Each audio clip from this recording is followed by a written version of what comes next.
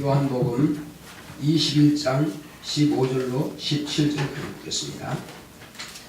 저희가 조반 먹은 후에 예수께서 시몬 베드로에게 이르시되 요한의 아들 시몬아 네가 이 사람들보다 나를 더 사랑하느냐 하시니 가로되 주여 그러하외다.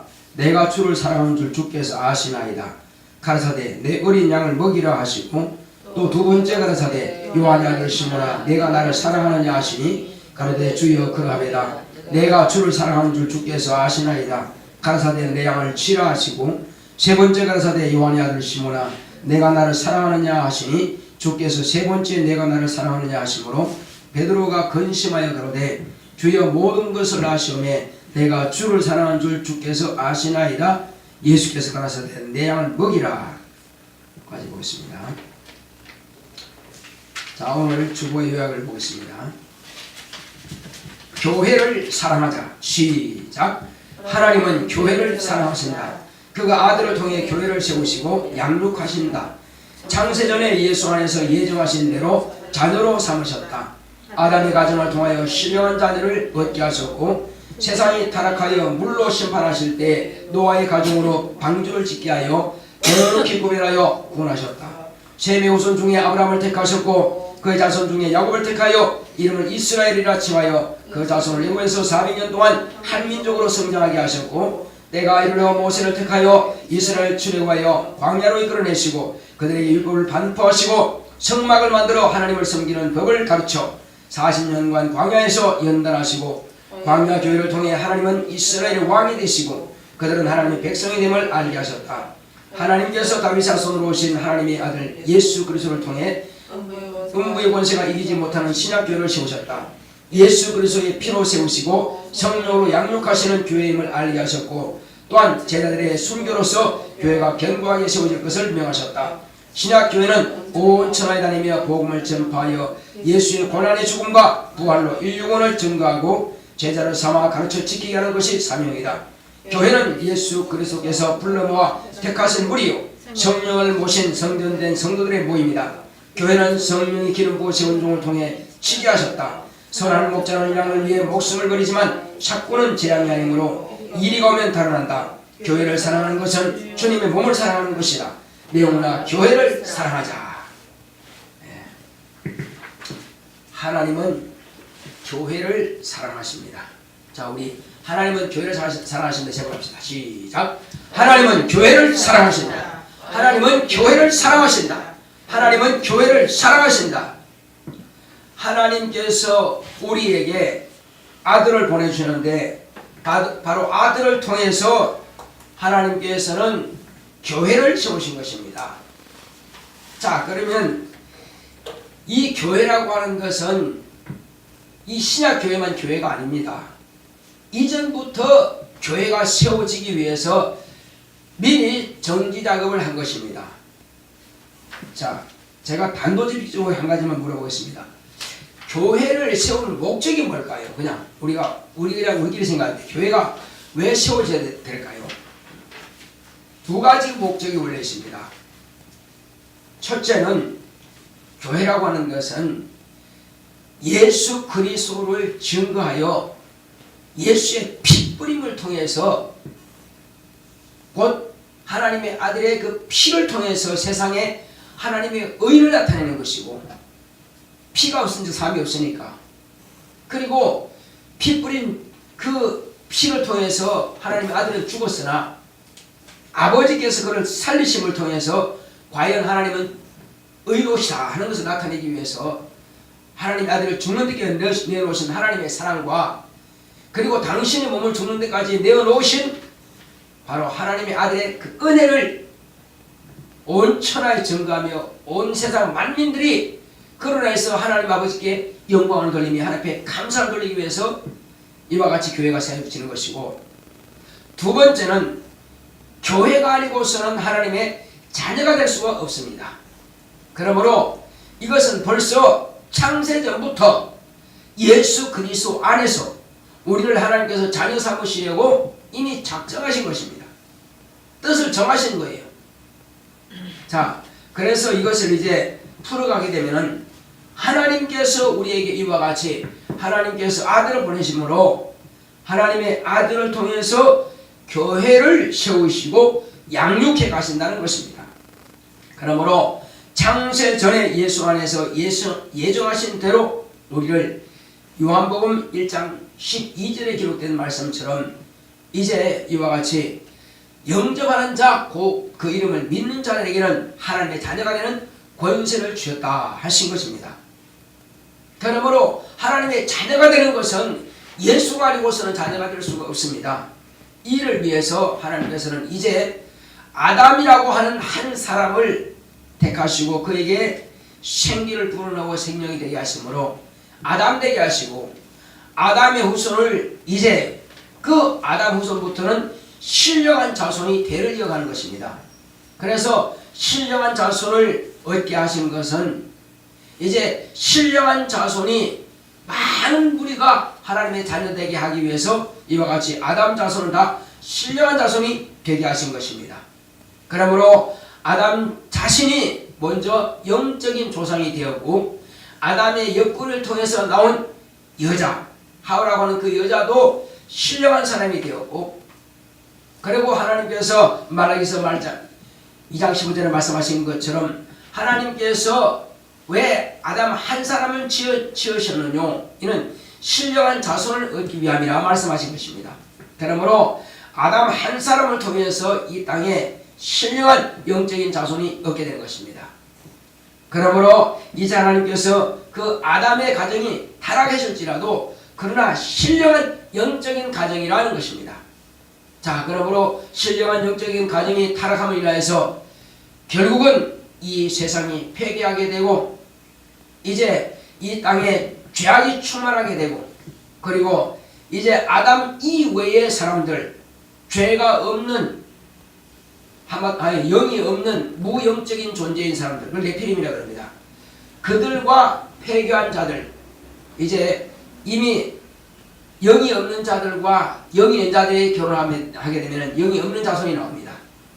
그래서 온전한 가정 하나님께서 보시기에 의라 하는 것은 하나님께서 쓰시기에 합당한 자가 의가 된 것입니다. 그러므로 오직 노아의 가정만이 하나님 보시기에 폐교한 가정이 아니라 이겁니다. 그 한 가정만 하나님께서 택하시고 그 외에는 다 물로 수확시켜버린 것입니다. 이것은 노아의 방주를 지어라 하심을 통해서 노아의 가정을 통해서 온 인류가 신령한 자손만 남을 수 있도록 폐기한 자들과 영이 없는 네피림들은 다 쓸어버리시고 오직 신령한 자손들만 남겨두기 위해서. 왜? 이는 하나님의 신령한 자손을 얻기 위해서입니다.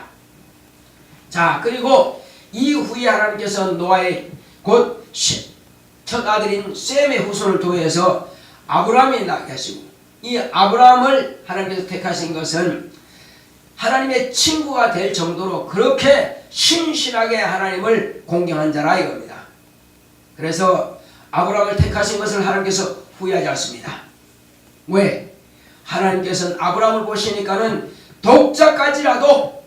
독자까지라도 하나님의 말씀에 순종하는 자를 하나님께서 택하서 세우신 것입니다. 왜?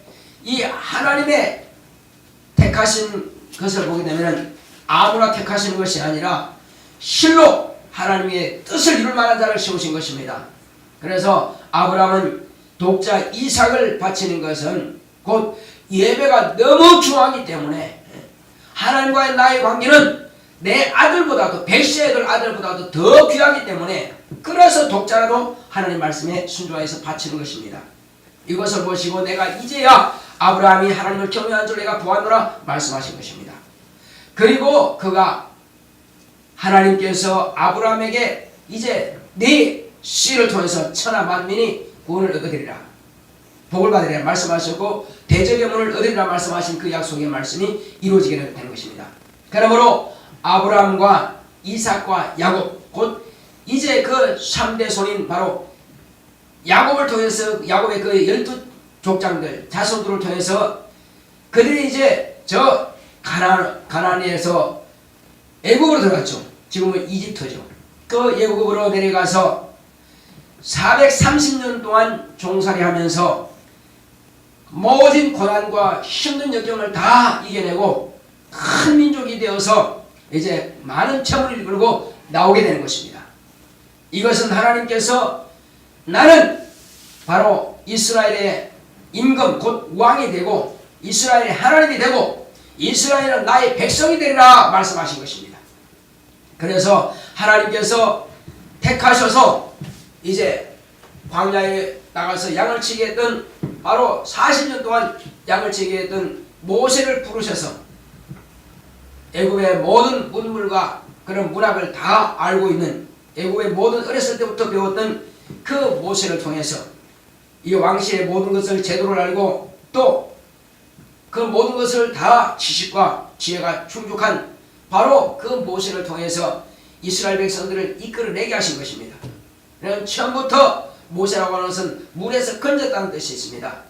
그것은 온 인류가 다 멸망할 수밖에 없었지만은 노아의 가정은 물에서 건졌고 또 이스라엘 백성이 다 애굽에서 망할 수밖에 없었지만은 홍해를 통해서 물에서 건져내므로 해서 또 이와 같이 이스라엘 백성들이 애굽의 우상으로부터 건져내시고 또 광야에서 다 폐역한 자들이지만은 그 폐역한 족속들이 하나님을 섬기는 것이 아니라 우상을 섬겼지만은 하나님 앞에 불순종하고 불충했던 다 그 자리에서 광야에서 쓸어버리시고 그 자손들 순종하는 그 자손들만 끌어내어서 요단강을 통해서 또 물에서 건져내신 것입니다. 그래서 모세라고 하는 것은 이와 같이 물에서 건져냈다는 것을 의미하는 것입니다. 이 모세를 통해서 이스라엘 백성들을 우상의 멸망으로부터 건져내게 하신 것입니다. 이와 같이 이제 광야에서 하나님께서 이제 비로소 교회가 시작되는 것을 보여준 것입니다. 이스라엘 백성들이 애굽에 있을 때는 우상 섬기는 자들과 함께 있었기 때문에 결코 하나님의 백성이라 취할 수 없다 이거예요. 그래서 광야를 이끌어내셔서 하나님께서 그들에게만 특별하게 온 인류 이방인들이 있지만 그들에게만 특별하게 이제 신의 광야에서 신의 산에서 모세를 통해서 반포하신 말씀이 있습니다. 율례와 법도를 반포하셨죠. 그래서 율례를 통해서는 인간과 곧 이스라엘과 하나님의 그 사이에 그 규례를 말씀하셨고 관계를 말씀하셨고 그리고 또 너희끼리 곧 이스라엘 백성들의 그 서로 이웃 관계에 있어서 그런 규례를 말씀하시고 그리고 이제 하나님을 섬기는 법을 말씀하셨습니다. 그것은 성막을 통해서 비로소 레위지파 제사장을 세워서 하나님께서 구약교회가 성립되게 하신 것입니다. 그것은 법이 없이 세워지는 것이 아니라 율법이라고 하는 그 규례와 법도를 통해서 이스라엘 백성들은 하나님과의 관계가 설정되는 바로 이스라엘 백성들 전체가 다 섬기는 것이 아니라 그들의 대표를 세워서 곧 레위지파 제사장을 통해서 하나님을 섬기는 법을 보여주셨고 섬기게 하신 것입니다. 그러나 그 법도 곧 영원한 피가 아닌 짐승의 피를 통해서 하나님과의 관계가 이제 다시 회복되고 또 회복되는 것을 매년 1년 1차씩 하나님과의 관계를 설정하기 위해서 피제사를 드리게 되는 것입니다. 그러므로 피로서 깨끗하게 되고 1년이라고 하는 것은 영원한 것의 예표가 되는 것입니다. 짐승의 피라고 하는 것은 하나님의 아들이 오실 곧 어린 양처럼 죽임 당하실 하나님의 아들의 그 피를 의미하는 것입니다. 자, 그렇게 해서 구약교회가 이제 성장하고 어디까지 구약교회가 왔느냐면은 예수님께서 오셨을 때도 구약교회는 존재하고 있었던 것입니다. 그래서 광야에서는 모세를 통해서 성막을 지었지만 이제 솔로몬을 통해서 예루살렘에 이제 움직이지 않는 손으로 지은 성전을 건축했습니다. 그러나 그것도 결국은 허물어지는 것입니다. 그것이 영원하다면 허물어지지 않겠죠. 그러나 세 번씩이나 다시 짓고 다시 지었습니다. 그러나 하나님의 아들, 이 세상 끝에 비로소 하나님께서 아들을 보내셔서 침례원으로부터 침례를 받고 물에서 올라오실 때에 성령께서 임하심으로 비로소 성령으로 말미암아서 교회가 세워지게 되는 것입니다. 예수님은 육체로 나신 참 사람이요 참 하나님이신 바로 예수님은 최초로 하나님 영을 모신 성령을 모신 참 사람이 되신 것입니다. 그리고 그는 이 땅에 계시는 동안에 당신께서 신약교회를 이제 세우시게 되는 것입니다. 신약교회를 세우기 위해서 갈릴리 지방을 다니면서 제자들을 불러 모으신 것입니다. 불러 모으시고 비로소 이제 천국 복음을 전파하게 되는 것입니다. 그래서 회개하라, 천국이 가까이 왔느니라. 회개하라, 천국이 가까이 왔느니라.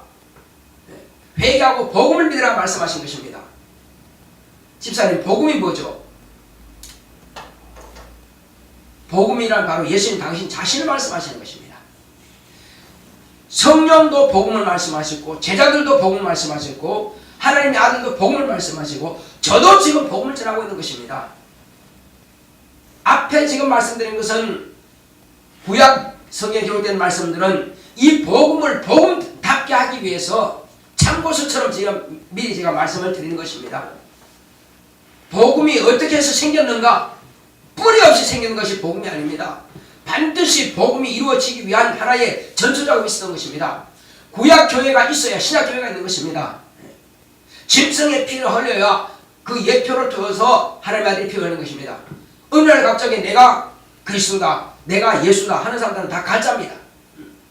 그러므로 예수님은 이미 선지자들과 율법에 예언된 대로 오신 분이 그분이 하나님의 아들이시고 그분이 메시아예요. 그분이 그리스도인 것입니다. 그러므로 저는 그 전투작업으로서 미리 말씀드린 것은 구약교회가 성립되어야 신약교회가 성립된다고 해서 말씀드리고 이 신약교회는 비로소 예수 그리스도를 통해서 곧 신약교회가 세워지는 것이고 이 신약교회는 바로 예수의 교회와 성령의 교회로 나눠볼 수 있습니다. 예수의 교회는 예수님께서 당신이 계실 그때에 그분이 가시는 곳은 다 교회인 것입니다. 왜? 당신이 예수 당신의 피로서 세우실 것을 약속하셨고 아직 피 흘리기 전에 세워진 교회인 것입니다. 그러므로 때로는 5,000명, 때로는 10,000명, 때로는 20,000명 이 무수한 무리가 예수의 복음을 듣게 되는 것입니다.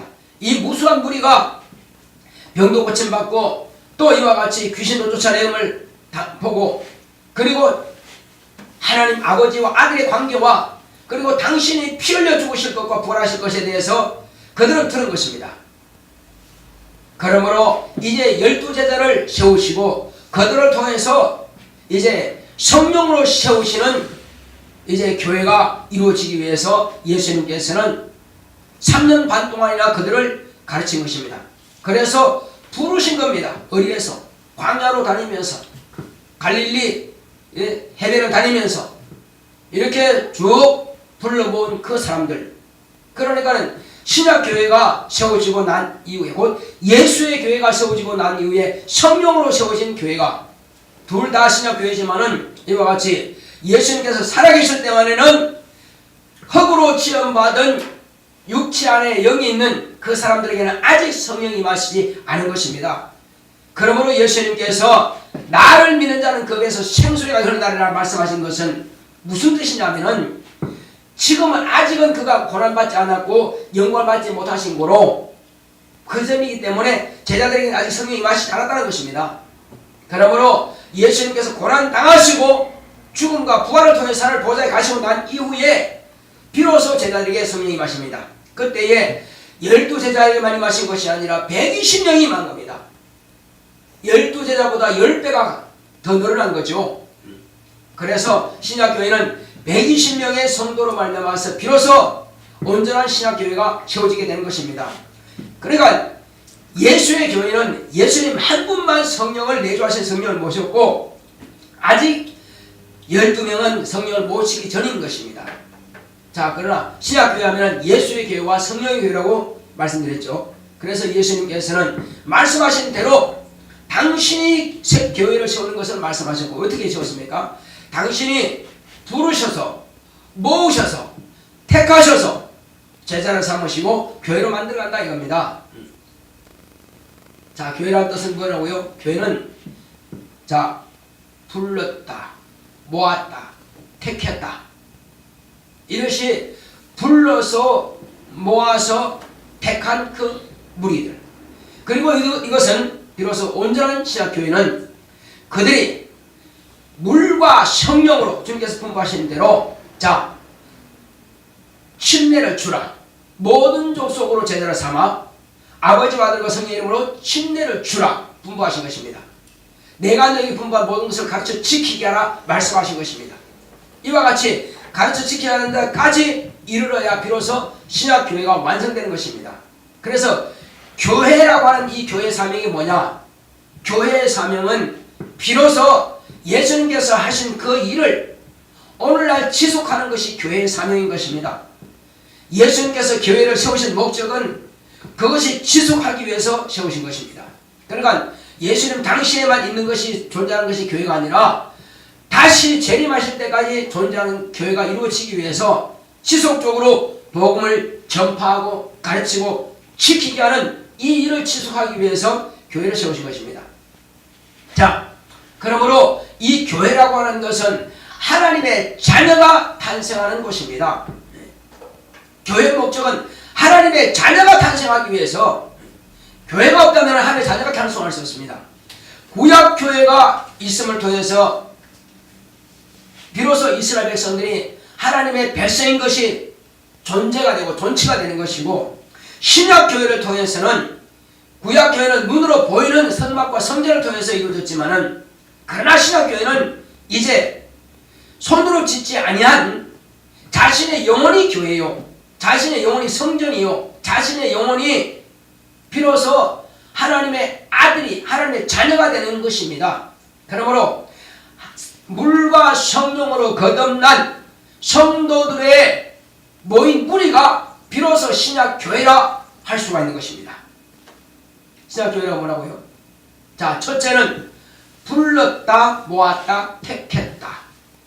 그런데 이렇게만 되는 것이 끝나는 것이 아니라 이들이 비로소 물과 성령으로 거듭난 자들의 모임이 비로소 신약교회가 된다 이겁니다.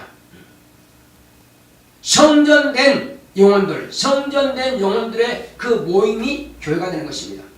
그러므로 이러한 교회는 음부의 권세가 이기지 못한다고 하는 것입니다.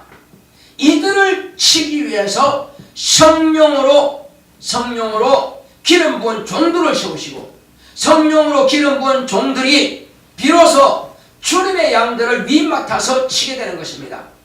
양육하고 가르쳐서 그 양떼를 치는 것입니다.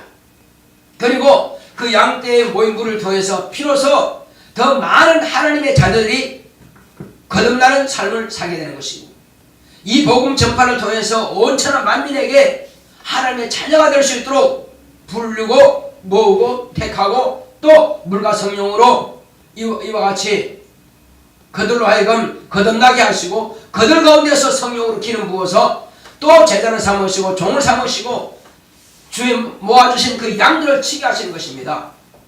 그러므로 우리는 교회를 사랑해야 될 이유가 여기 있는 것입니다. 교회라고 하는 것은 주님의 남은 고난을 육체에 채우는 역할을 감당하는 것입니다. 교회 삶이 뭐라고요? 주님의 남은 고난을 내 육체에 채우는 것입니다.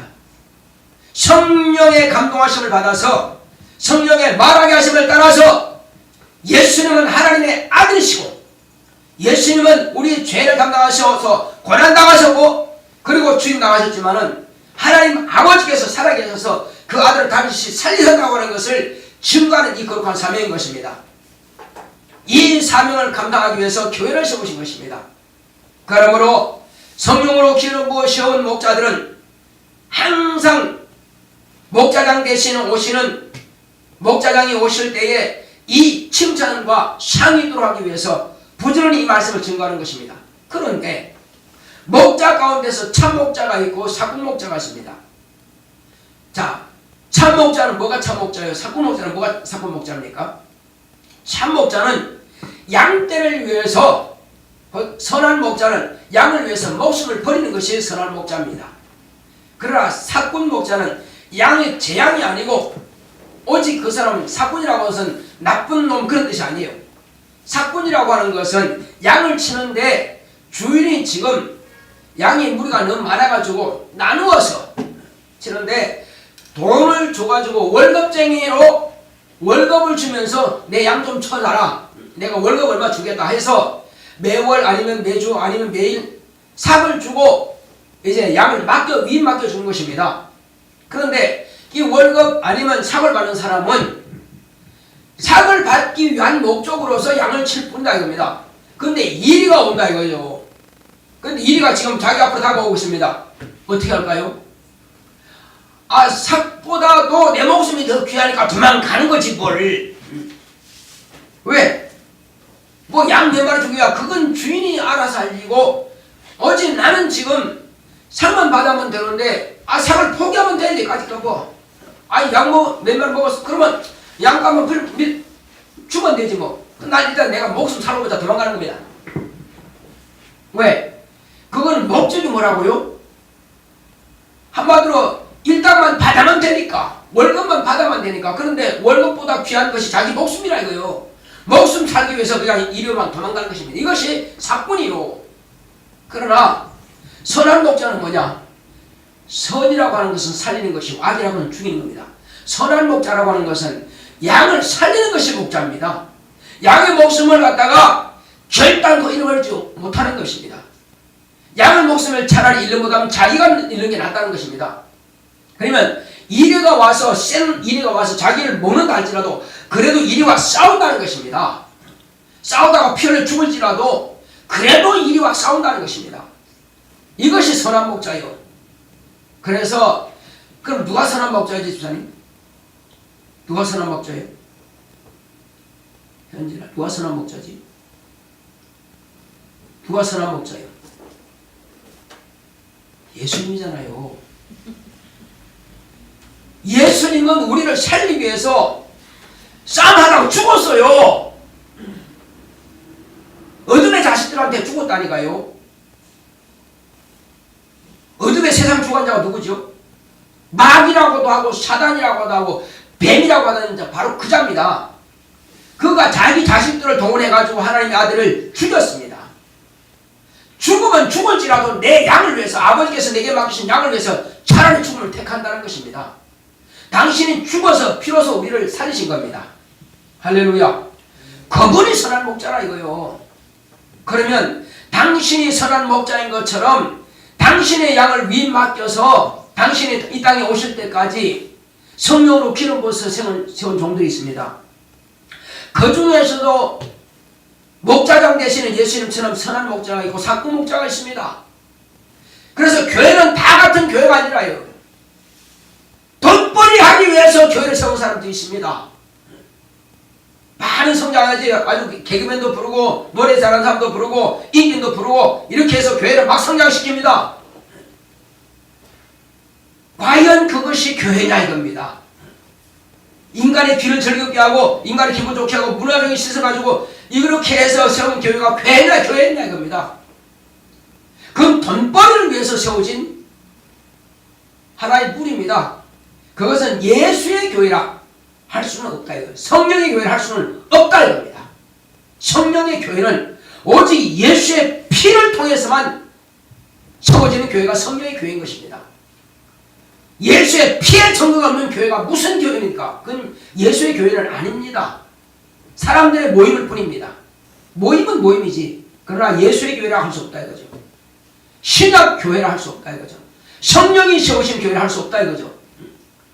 예수의 피의 증거가 있어야 비로소 이런 신약 교회입니다. 이와 같이 예수께서 피로 사신 이 교회를 지게 하셨는데 어떤 위경에 처한다 할지라도 목자는 양보다 먼저 죽을지라도 차라리 목숨을 내놓고 죽는 것이 낫다는 것입니다. 그 목자가 죽임 당해야 다른 양들도 예수 이름을 포기하지 않고 죽임 당할 수 있습니다. 그런데 목자가 자기 살겠다고 도망가면은 모두 다 예수를 포기하고 만나는 것입니다. 그래서 예수님께서 잡히시던 그 밤에 예수님은 양들을 위해서 죽으셨지만 제자들은 아직 성령을 받지 못했기 때문에 다 포기하고 도망갔습니다. 그러나 예수님께서 죽으시다가 부활하시고 40일 동안 이 땅에 계시다가 하늘 올라가시고 난 이후에 오순절 곧 열흘째 되는 날 50일째 되는 날에 이 땅에 성령께서 임하시자 성령을 모신 그들은 비로소 선한 목자이신 예수님을 따라서 선한 목자장 곧 목자장 되신 예수님께서 오실 때까지 자기 맡기신 양들을 지키기 위해서 자기 양들을 지키기 위해서 목숨을 내놓고 그들은 순교당했습니다. 그들이 순교하는 것을 보고 비로소 제자들도 순교하는 것입니다. 그래서 교회라고 하는 것은 피의 발자취가 이어지는 것입니다. 피의 발자취가 없는 교회는 교회가 아닌 것입니다. 오늘 저와 여러분들은 목숨을 걸고 예수를 부인하지 않도록 결단하시기 바랍니다. 이것만이 참된 교회의 사명인 것입니다. 앞으로 이 나라가 어떻게 될지는 아무도 알 수가 없습니다. 전쟁이 발발할지 그럴지 않을지는 모릅니다. 누가 정권을 잡느냐에 따라서 이 나라가 민주화가 될 수도 있고 공산화가 될 수 있습니다. 엄청난 지금 우리는 귀로에 놓인 것입니다. 이때 우리가 이틀 이 말씀을 붙잡고요. 목사도 선한 목자가 되어야 될 것이며 양도 오직 선한 일꾼이 되어야만 될 것입니다. 죽음 앞에서도 복음을 전할 수 있고 나를 죽이는 자에게도 복음을 전할 수 있어야 됩니다. 나는 죽으나 당신도 나와 같이 예수 믿고 구원 받으시고 죽으시고 말할 수 있어야 됩니다. 모든 성도들은 교회 안에서 봉사합니다. 이것은 피로 사신 교회를 위해서 봉사하는 것입니다. 차영봉사를 하든 식당봉사를 하든 또 교사를 하든 무슨 봉사를 하든지 간에 자기 목숨을 다해서 하는 것이 참된 봉사인 것입니다. 하고 싶으면 하고 말고 싶으면 말은 그런 봉사가 아니라 우리는 주님께서 목숨을 내놓고 나 영혼을 사신 것처럼 나도 봉사할 때에 선한 목자와 같이 선한 일꾼이 되어야만 될 것입니다. 자, 나 영혼아 목숨을 다해서 선한 일꾼 되자. 세 번 시작. 나 영혼아 목숨을 다해서 선한 일꾼 되자. 나 영혼아 목숨을 다해서 선한 일꾼 되자. 나 영혼아 목숨을 다해서 선한 일꾼 되자. 선한 일꾼은 선한 목자와 같이 목숨을 다해서 자기에게 맡기신 일을 직분을 감당하는 것입니다. 누가 죽인다 할지라도 그래도 죽이면 죽여라. 나는 이 일을 포기할 수 없다. 이렇게 가는 것입니다. 이것만이 하늘의 진정한 상이 되는 것이고 이것만이 칭찬이 있는 것입니다. 내 감정에 따라서 자유되는 것은 칭찬이 될 수 없어요. 그래서 우리는 오직 내 힘을 다해서 목숨을 다해서 내게 맡기신 직분을 남들한테 뺏기시면 또 안 됩니다. 절대로 빼앗기지 마시기 바랍니다. 예수님은 차라리 목숨을 잃으면 잃었지 당신의 양을 빼앗기지 않은 것처럼 목자도 마찬가지고 양도 마찬가지고 모두가 다 목숨을 다해서 선한 일꾼으로서 오직 예수만을 내 구주로 삼았다면 끝까지 예수를 포기하지 마시기 바랍니다. 예수를 포기하지 않는 것이 교회를 사랑하는 것입니다. 예수의 증인되는 것이 교회를 사랑하는 것입니다. 목숨을 다해서 선한 일꾼으로의 책임을 다하는 것이 바로 교회를 사랑하는 것입니다. 자, 내 영혼아 교회를 사랑하자. 제발 시작. 내 영혼아 교회를 사랑하자. 내 영혼아 교회를 사랑하자. 내 영혼아 교회를 사랑하자. 우리 다 같이 기도하실 때 주여 목숨을 다해서 선한 일꾼들의 사명 감당하며 교회를 사랑할 수 있도록 하시겠습니다. 고맙고 감사하시는 아버지 하나님 감사드립니다. 하나님께